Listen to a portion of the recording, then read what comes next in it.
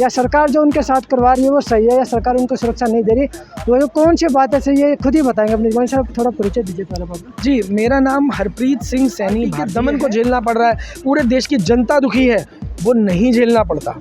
कांग्रेस वो गंदी नाली है जिसमें भारतीय जनता पार्टी के नेताओं हरप्रीत सिंह सैनी भारतीय बड़े नंबर को दिखा पाएंगे। आज आप 10 कश्मीरी पंडितों की बात करते हैं, 40 मुस्लिम भी मारे गए हैं, दलित बहन मारी गई जो आपने बताया उसके बारे में, जो एक अभी राजस्थान के सैनी भारतीय है जाते ना जेल में भी डाल देते हैं। बिल्कुल प्रोफेसर तोलान एक छोटा सा ट्वीट किया था, जबकि अभिव्यक्ति की आज़ादी होती है, उसको सीधा बिना नोटिस के पुलिस ने उठा लिया था। देखिए, मैं आपको एक सैनी भारतीय है, देश में जब भी दुनिया में क्रांति हुई है तो मिडिल क्लास ने क्रांति की। मतलब आपका माने सरकार उसी बंच ऑफ थॉट पे काम कर रही है, बंच ऑफ थॉट पे क्रांतिकारी हुए हैं।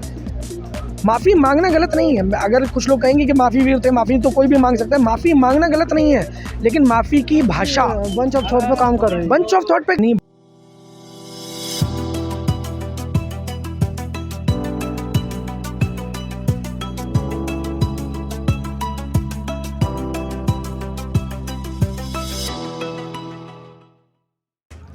नमस्कार, मैं विजय कुमार पुनिया, तरंगम चैनल से मैं खड़ा हूँ जंतर मंतर पर। आज जो है मेरे पीछे कश्मीरी पंडित जो प्रोटेस्ट कर रहे हैं, पिछले कुछ दिनों से कश्मीर के अंदर ऑफिसों के अंदर, सरकारी दफ्तर के अंदर चुन के उनको टारगेट किया जा रहा है उनके फेवर में, ताकि उनको सुरक्षा मिल सके।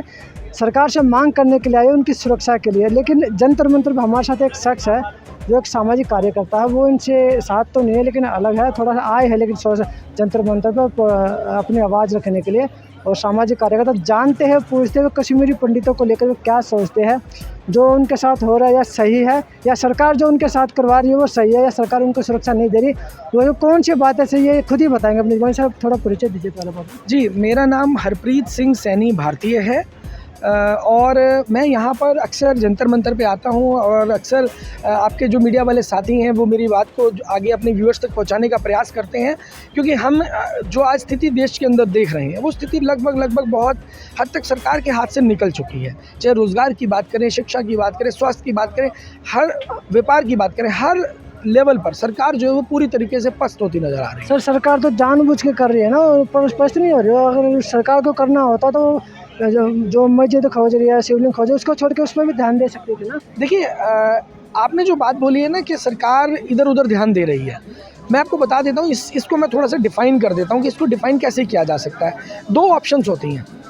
या तो आपको करना नहीं आता, अगर मान लीजिए सरकार में मंत्री बैठे हैं और उनको कोई स्थिति संभल नहीं रही है, करना नहीं आता, तो देश में बहुत से काबिल लोग हैं जो पूरे विश्व के अंदर बड़ी बड़ी कंपनियों को चला रहे हैं, गूगल को चला रहे हैं, माइक्रोसॉफ्ट को चला रहे हैं, बहुत बड़ी बड़ी कंपनियों को चला रहे हैं, तो वो नेता उनसे सीख सकते हैं। बहुत कुछ है सीखने के लिए, अगर आप सीखना चाहते हैं। दूसरी बात आ गई आपकी मंशा कि आप करना नहीं चाहते, वो नहीं करना नहीं आता या करना नहीं चाहते। तो आज की जब हम बात कर रहे हैं तो वो नेता जब करना चाहते ही नहीं है, जब वो करना चाहते ही नहीं है, तो आप अगर उनको सिखा भी देंगे तब भी वो कुछ नहीं करेंगे, ये स्पष्ट है। आज आपको हर हाल के अंदर देश में एक विकल्प की ज़रूरत है, विकल्प को खड़ा करना होगा। 2024 के लिए एक नया विकल्प आपको लाना होगा। विकल्प से क्या मतलब आपका? कोई तीसरी पार्टी लानी पड़ेगी, चौथी पार्टी लानी पड़ेगी? अभी हमारी पार्टी भी आ चुकी है, कांग्रेस जो है वो भी संघर्ष कर रही है, और कौन सी पार्टी चाहिए? देखिए, आप बात कर रहे हैं पार्टियों की और मैं बात कर रहा हूँ क्रांति की। पार्टियाँ कभी परिवर्तन नहीं लाती हैं, परिवर्तन जन परिवर्तन आता है। जब अन्ना आंदोलन चला था तो देश का हर वर्ग उस आंदोलन से जुड़ा था, लेकिन जब वो पॉलिटिकल पार्टी बन गई वहाँ तक भी ठीक था, जब तक आम लोगों को टिकट दिया तब तक भी ठीक था। लेकिन जब आपने वो कचरा जो कांग्रेस और भारतीय जनता पार्टी का बचा हुआ कचरा था, जब आपने उसको समेटना शुरू कर दिया, तो आज जो स्थिति आप आम आदमी पार्टी की देख रहे हैं वो उस स्थिति के अंदर हम जाकर खड़े हो गए हैं कि काम कम करना है लेकिन दिखाना चाहता है। आज की तारीख के अंदर आम आदमी पार्टी की आप बात करें, वैसे तो मैं विरोध करना पसंद नहीं करता हूँ, हम मार्गदर्शन करना पसंद करते हैं किसी भी नेता का।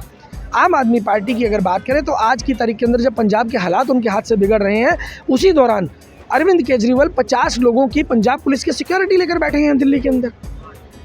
सवाल की बात कर रहे हैं तो क्या उनको दिल्ली पुलिस पर भरोसा नहीं रहा? 8 साल से दिल्ली पुलिस अरविंद केजरीवाल को सिक्योरिटी देती आ रही है। अब बात करते हैं कांग्रेस की।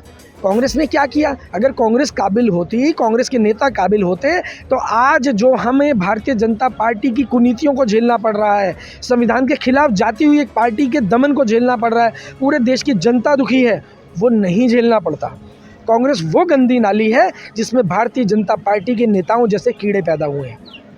सर, चौथा विकल्प आपने अभी तक बताया नहीं है, क्योंकि आपने बोला कि एक नए विकल्प की जरूरत है। जी, चौथा विकल्प आम आदमी पार्टी आपने गलत बताई, कांग्रेस पार्टी आपने गलत बता दी, तो अगर बीजेपी को ख़त्म करना है तो चौथा विकल्प कौन सा होना चाहिए? चौथा विकल्प होगा जनता। अगर आप संविधान सभा की एक बहस को देखें सुनेंगे, बाबा साहब अम्बेडकर से एक सवाल पूछा गया कि अगर कभी ऐसा हुआ कि सारी की सारी सीटें एक पार्टी की आ गई, दिल्ली में 67 सीटें आई थी, 70 भी आ सकती थी, और मेजॉरिटी की बात करें तो लोकसभा में 543 सीटें भी किसी पार्टी की आ सकती हैं। विपक्ष कौन होगा? तो बाबा साहब जिन्होंने इतना बड़ा और अच्छा संविधान लिखा, उन्होंने जवाब दिया संविधान सभा के अंदर कि देश की जनता परमानेंट विपक्ष होगी। तो आज देश की जनता को ये रियलाइज़ करना होगा, ये स्वीकार करना होगा कि आपका और हमारा रोल परमानेंट विपक्ष का है। सर मैं कहना तो नहीं चाहूँगा इस बात को, लेकिन कहना जरूर है जो कि आज़ाद के हालात में आपने बोला कि जो चौथा विकल्प विपक्ष होगा, मतलब सॉरी जनता होगी। जी। जनता जागेगी तो जो है सरकारें ठीक काम करेगी। जी। लेकिन जनता जो है कांग्रेस जो क्या कहते हैं, गैस सिलेंडर के रेट बढ़े तब नहीं बोली, पेट्रोल के रेट बढ़े तब नहीं बोली, तेल के रेट बढ़े तब नहीं बोली। और ये जंतर मंतर आप देख रहे हो, तो पहले काफ़ी लंबा परिसर होता था प्रोटेस्ट करने के लिए, आज ये एक चौथाई रह गया। बिल्कुल। जनता यहाँ पे आने, जो यहाँ पे 10-10 प्रोटेस्ट होते हैं, सिर्फ 2 या 3 प्रोटेस्ट होते हैं, जनता तब नहीं बोल रही, तो जनता उठेगी कैसे? देखिए, आपका सवाल ना बहुत गंभीर सवाल है, और मुझे लगता है कि जितने पत्रकारों ने मुझसे सवाल किया, आपका शायद बहुत गंभीर सवाल है, लेकिन इसका जवाब देना भी उतना ही इम्पॉर्टेंट है, और आपके व्यूअर्स के लिए समझना भी उतना इम्पॉर्टेंट है। आज देश के अंदर इंटेलेक्चुअल वर्ग या हर पीड़ित वर्ग या वो सब लोग आकर के प्रोटेस्ट कर रहे हैं, कोई मार्गदर्शन नहीं कर रहा। आज की तारीख के अंदर, अभी मैं फ़ाइल नहीं लेकर आया हूँ, अगर मैं फ़ाइल लाया होता तो मैं आपको दिखाता। उसके अंदर जितने भी प्रोटेस्ट जंतर मंतर पे हो रहे हैं, एक एक व्यक्ति की जानकारी हमारे पास है, उन सब के संपर्क में हमारी टीम है। पूरे देश में जहाँ भी प्रोटेस्ट हो रहे हैं, उन सब के साथ हम लोग संपर्क के अंदर हैं। और 8 अगस्त 2023 को एक बहुत बड़ा महाआंदोलन देश में खड़ा होने जा रहा है। करेगा कौन? बस आप देखते जाइए, जनता तैयार है। और मैं आपको नाम नहीं लूँगा उन संगठनों के, लेकिन मैं आपको ये आश्वस्त कर देता हूँ कि जो हमारी एक्सप्रेस मीटिंग्स चल रही हैं, जो ताबड़तोड़ मीटिंगें चल रही हैं, जो समर्थन हमें मिल रहा है, और जो संगठन जिनके पास हमारी आवाज़ पहुंच भी रही है, वो उन संगठनों तक पहुंचाएं जिनके पास हमारी बात नहीं पहुंची है, जिनको विकल्प नहीं मिल रहा है। खाली प्रोटेस्ट करने से आज आपकी समस्याओं का समाधान नहीं होगा। आपको एक सूत्र में बंधना होगा, या तो आप खुद से वो विकल्प तैयार करिए, या अगर कहने का मतलब उनको घर से बाहर निकलना होगा, और अपने खड़ा भी होना होगा, और अपना सवाल छोड़कर सड़क पर आना। या तो आप खुद विकल्प तैयार करिए कि लोग आपका साथ दें, या आप उन लोगों के साथ खड़े हो जाइए जो उस विकल्प को तैयार करने का प्रयास कर रहे हैं। अच्छा ये बताइए, जो कश्मीरी पंडित पीछे प्रोटेस्ट कर रहे हैं, जो पिछले 10-12 दिनों से एक व्यक्ति को, मतलब 10 आदमी तो तकरीबन मारे गए जो कश्मीरी पंडित है दफ्तरों के अंदर, उनको लेके लोग प्रोटेस्ट कर रहे हैं, आप इसको कहाँ तक सही मानते हैं? देखिए, आप इसमें कह रहे हैं कि कश्मीरी पंडितों को मारा गया। आपको ना अपनी भाषा, मुझे लगता है कि अपनी भाषा को थोड़ा सा बदलाव करना होगा। आपको प्रयास करना होगा कि ये खुद ही लोग बोलते हैं, हम जो इन्होंने शब्द बोले वही इस्तेमाल हमने क्या, हम अपनी तरफ से नहीं कह। वो क्यों बोल रहे हैं? क्योंकि राजनीति में जो बैठे हुए लोग हैं, वो इस तरीके से इस भाषा का प्रयोग कर रहे हैं। आपको बात रखनी चाहिए कि वहाँ इतने भारतीयों को मारा गया, क्योंकि उसमें मुस्लिम भी मर रहे हैं, दलित भी मर रहे हैं। सर मुस्लिमों का तो जिक्र ही नहीं हो रहा ना। मैं वही कह रहा हूँ ना, क्योंकि जब आप ये जिक्र करेंगे जम्मू कश्मीर में भारतीयों को मारा जा रहा है, तो एक एकता का संदेश आप देने का प्रयास करेंगे। आप जो एक सोशल मीडिया के माध्यम से, यूट्यूब के माध्यम से जो आप जनता को संदेश देने का प्रयास कर रहे हैं, जब आप इन वर्डों का प्रयोग करना शुरू करेंगे, वो गोदी मीडिया, ये गोदी मीडिया के वर्ड है जो आप कह रहे हैं। अभी तक आप लोगों ने देखा होगा कि जितने भी लोगों से मैंने बातचीत की है, सब कश्मीरी पंडितों का वर्ड करे, लेकिन इन्होंने जो शब्द का इस्तेमाल किया वाकई में सही है। अगर भारतीय बात लेंगे तो हिंदू, मुस्लिम, सिख, ईसाई जितने भी वहाँ पे लोग हैं, जिनका भी अभी कुछ दिन पहले एक दलित शिक्षक भी मारी गई थी आतंकवादियों के द्वारा, उसको लेकर खैर बात उठी नहीं थी। इन्होंने वाकई में भारतीय वर्ड यूज़ किया, हम भी आगे से इसी शब्द का इस्तेमाल करेंगे। ठीक है सर? जी बिल्कुल।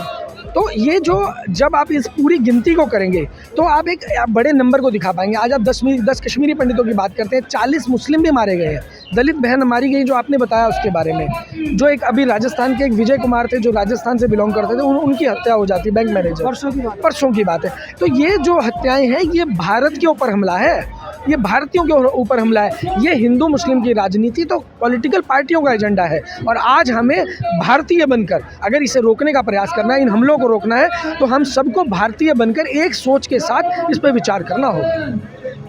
सर आप जो दलितों पर भी अत्याचार हो रहे थे देश के अंदर, और सरकार है उस पर कोई एक्शन भी नहीं लेती, मीडिया तो उसके फेवर में बोलती नहीं है, उसको आप कैसे देखते हैं? देखिए, दलितों के ऊपर अत्याचार आज का नहीं है, बड़े लंबे समय से होता आ रहा है। आज जब ये लोग बात करते हैं कि मुग़ल आए, मुग़लों को दलितों ने स्वीकार कर लिया था। क्यों स्वीकार किया था? क्योंकि तब भी एक वर्ग था जो दलितों पे अत्याचार करता था। दलित की बेटी को विवाह से पहले किसी खास वर्ग के घर में पवित्र होने के लिए जाना पड़ता था। तन ढकने के लिए, अपने स्तन ढकने के लिए उनको टैक्स देना पड़ता था। तो उस वर्ग से परेशान थे, इसलिए मुग़लों को स्वीकार किया था कि अब तुम्हारे बाप आ गए हैं। उसके बाद अंग्रेजों को स्वीकार किया। क्यों? अंग्रेजों ने तो नौकरियां भी दी थी। अंग्रेज़ों ने नौकरियां भी दी। तो अब मेरा ये कहना है कि आपको ये समझना होगा कि आज की तारीख के अंदर भी जो दलितों के ऊपर अत्याचार हो रहा है, हर वर्ग को खुद अपनी आवाज़ उठानी होगी। देश में 95% लोग हैं जो भारतीय हैं। आवाज़ दबा दी जाती है ना, जेल में भी डाल देते हैं। बिल्कुल। प्रोफेसर तल्लान जब छोटा सा ट्वीट किया था, जबकि अभिव्यक्ति की आज़ादी होती है, उसको सीधा बिना नोटिस के पुलिस ने उठा लिया था। देखिए, मैं आपको एक बात बता देना चाहता हूँ, कीमत तो अदा करनी होगी, कीमत अदा करनी होगी। आज की जनरेशन को अगर बोलेगी तो बोलने की कीमत अदा करनी होगी। अगर आप नहीं बोलेंगे तो आपके बच्चों को, आपकी आने वाली पीढ़ियों को आपके चुप रहने की कीमत अदा करनी होगी। सर, आपने एक संदेश तो दिया कि पब्लिक को बोलना होगा, मुझे अब सब ये बताएं, पब्लिक बोलने से डर क्यों रही है? देखिए, पब्लिक के पास में विकल्प नहीं है, पब्लिक को विकल्प नज़र नहीं आ रहा है, और अब बहुत जल्दी नज़र आएगा, ये मैं आपको आश्वस्त कर रहा हूँ। क्योंकि हम लोग पिछले 7 साल से इस तैयारी में जुटे हुए थे कि किस तरीके से जनता के सुपुर्द उन काबिल लोगों को किया जाए, उन देशभक्त लोगों को किया जाए। हम उन देशभक्त लोगों को देश से ढूंढ रहे थे, जिनको हम तैयार करके आज पूरी टीम की ट्रेनिंग हो चुकी है, तैयार हो रहे हैं। कुछ लोग अभी आने वाले समय में तैयार होने वाले हैं। देश में 2024 के अंदर देश की सभी 543 सीटों पर किसी भी नेता को चुनाव लड़ने तक के काबिल नहीं छोड़ा जाएगा। देश की आम जनता चुनाव लड़ेगी। और एक चीज़ और था, नेशनल एजुकेशन पॉलिसी जो एक्ट है, दो आज सेकंड ईयर चल रहा है उसको भी चेंज कर दिया, और उसको लेकर 2 साल के अंदर 52,120 स्कूल ऑल इंडिया में बंद कर दिए गए हैं, और 70% जो एजुकेशन है कॉलेज की, वो ऑनलाइन का विकल्प इसमें रखा गया है एजुकेशन पॉलिसी में। और उसके अलावा जो है सरकारी कॉलेज के अंदर जो है प्रोफेसर की संख्या कम कर दी जा रही है। इनको आप कैसे देखते हैं? देखिए, मैंने आपको क्या बोला कि आपको सारी चीज़ें जब आप कोलेक्ट करने की कोशिश कर रहे हैं ना, मैं तो सारे विषयों पर आपको जवाब दे पाऊँगा, लेकिन मेरा ये मानना है कि आप एक एक विषय करके मेरा जब इंटरव्यू लेंगे तो आपको मैं हर विषय पर डिटेल में जानकारी दे पाऊँगा। आज NEP की आप बात कर रहे हैं, NEP को ख़त्म क्यों किया जा रहा है, इसके पीछे का जो षड्यंत्र है, इसके लिए आपको गोलवलकर की किताब बंच ऑफ थॉट्स को पढ़ना पड़ेगा। जो किताब उस वक्त में लिखी गई थी, उस किताब में क्या लिखा गया था? किसी भी देश पर, राज्य पर अगर आप लंबे समय तक शासन करना चाहते हैं तो उस क्षेत्र की जनता को गरीब रखिए, बेरोज़गार रखिए, अनपढ़ रखिए। जब आप उसे अनपढ़ रखेंगे तो वो अपना हक नहीं मांग सकेगा। आज सरकार के गले की हड्डी देश का मिडिल वर्ग है, मिडिल क्लास। पूरी दुनिया में 2 ही वर्ग हैं, अमीर या गरीब। भारत में तीसरा वर्ग जो मिडिल क्लास है, वो सरकार के गले की हड्डी है, क्योंकि वो ही देश में जब भी दुनिया में क्रांति हुई है तो मिडिल क्लास ने क्रांति की है। मतलब आपका मानना है सरकार उसी बंच ऑफ थॉट पे काम कर रही है? बंच ऑफ थॉट पे काम कर रही है। और ये जो नोटबंदी की गई थी, ये उसी की सीक्वेंस थी। जो जनधन खाते खोले गए थे, उसी की सीक्वेंस थी। जो लॉकडाउन लगाया गया, उसी चीज़ की सीक्वेंस थी। जब हम बात कहते हैं ना कि इन सबको कनेक्ट करो, आप अमीर हुए या गरीब हुए, गरीब की जेब का पैसा चला गया कि आ गया, मध्यम वर्गीय परिवार का पैसा चला गया कि आ गया, तब जब आप इन सारे डॉट्स को कनेक्ट करेंगे तो आपको समझ में आएगा कि जो मैं बात बोल रहा हूँ उसमें कितनी सच्चाई है। क्योंकि अगर जब आप डॉट कनेक्ट करेंगे तो भारतीय जनता पार्टी वाले बोलेंगे सारे डॉट्स को कनेक्ट मत करो, सब अलग अलग है। अरे भाई, जब सबका मकसद एक है, देश की जनता को गरीब बनाना, जब एक मकसद रह गया है तो अलग अलग कैसे हो गई बात? हमें तो डॉट्स को कनेक्ट करना होगा। अब आखिरी सवाल है, बिल्कुल लास्ट है, मुझे ये बताएं, जो सरकार है आज के, जो वर्तमान में सरकार है, वो हिंदू मुस्लिम को आगे बढ़ा रही है, गौतम मीडिया उनका साथ दे रहा, शिवलिंग खोजे जा रहे हैं, जामा मस्जिद में भी खुदाई की बात चल रही है, कुतुब मीनार को जो है विष्णु स्तंभ बता दिया गया, और जो ताजमहल है उसका भी कोर्ट में गई थी पेटिशन, देखो रिजेक्ट हो गई है। सरकार इसी चीज़ पे क्यों ध्यान देने लगी? देखिए, जब काम करने के लिए कुछ बचे ना तो यही करना पड़ता है। जब लोग फ़ायदा हो रहा है, इससे कुछ फ़ायदा क्या होगा? फ़ायदा कुछ नहीं है। एक तो वो बंच ऑफ थॉट्स किताब जो मैंने आपको बताया, डायरेक्शन वही है।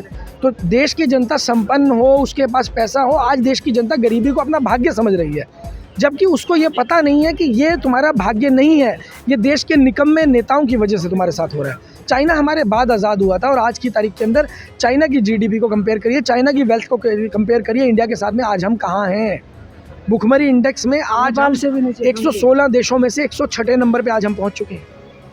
तो ये आप जब बंच ऑफ थॉट्स की बात करते हैं, आपको ये अपने व्यूअर्स को ये किताब पहुंचानी होगी कि इस किताब को पढ़िए अगर भारतीय जनता पार्टी की सच्चाई आप पढ़ना चाहते हैं, क्योंकि इतिहास वही लिख सकता है जिसने इतिहास को पढ़ा हो। थोड़ी देर पहले आप एक बात बता रहे थे कि पंचकुला रोड पर सावरकर की फ़ोटो क्रांतिकारी नेताओं के साथ लगा दी गई है, तो इसमें क्या दिक्कत है? देखिए, माफ़ी वीर जो है वो क्रांतिकारी कैसे हो गया? भगत सिंह क्रांतिकारी थे, अशफाक उल्लाह खान क्रांतिकारी थे, चंद्रशेखर आज़ाद क्रांतिकारी थे, जितने भी हमारे देश के महान क्रांतिकारी हुए हैं। माफ़ी मांगना गलत नहीं है। अगर कुछ लोग कहेंगे कि माफ़ी वीर थे, माफ़ी तो कोई भी मांग सकता है, माफ़ी मांगना गलत नहीं है, लेकिन माफ़ी की भाषा, जो उनकी माफ़ी की भाषा थी वो ये भाषा थी कि अगर अंग्रेज़ी हुकूमत मुझे माफ़ कर देती है तो पूरी ज़िंदगी क्रांतिकारियों की मुखबिरी करूँगा। और उस वक्त जब 20 रुपये पेंशन कलेक्टर को मिला करती थी तो 60 रुपये पेंशन सावरकर को किस बात की मिलती थी? ये जवाब देना। वो वीर नहीं थे, माफ़ी वीर थे, और उनको वीर का दर्जा उसने खुद दिया था, किसी और ने नहीं दिया था। इसीलिए आपको दिक्कत है कि वो फ़ोटो लगनी चाहिए, हट जानी हम चाहिए। उस फ़ोटो को हटाएंगे वहाँ से, उस फ़ोटो को वहाँ से हटना होगा। वो क्रांतिकारियों का अपमान है। उन महान क्रांतिकारियों के साथ में एक गद्दार की फ़ोटो लगा देना क्रांतिकारियों का सम्मान बताते हैं। सर धन्यवाद साहब, आपने इतने समय निकाला हमें सब बात की, उसके लिए शुक्रिया आपका। ये तो हमेशा सामाजिक कार्यकर्ता जिन्होंने मतलब कश्मीरी जो भारतीय थे उनको लेकर भी बात की, इकोनॉमिक्स को लेकर बात की, रोज़गार को लेकर बात की, और जो भारत सरकार के प्रधानमंत्री नरेंद्र मोदी की जो सरकार चल रही है उनको भी लेके जो बात की और इतनी सारा निष्कर्ष निकाला।